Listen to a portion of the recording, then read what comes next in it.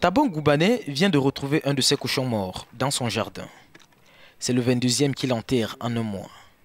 Pour cet habitant de Soweto, aucun doute, ils ont été empoisonnés par les eaux toxiques et la poussière issue des déchets miniers qui cernent le township. Les jours de grand vent, la poussière envahit les maisons et les poumons. On nettoie la maison 4-5 fois par jour. Parfois, on ne nettoie même pas, on dort là et on inhale cette poussière. Ça nous tue. Ces collines sont des vestiges de la ruée vers l'or qui a enrichi l'Afrique du Sud. Elles sont hautement contaminées par des métaux lourds comme l'uranium, l'arsenic et le plomb. Quand il pleut, ces déchets s'oxydent et l'eau devient toxique. Pendant l'apartheid, des milliers de Sud-Africains comme Rose ont été relogés dans des townships près des mines.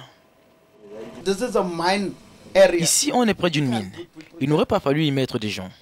Tout le monde en veut au gouvernement, mais à qui peut-on parler?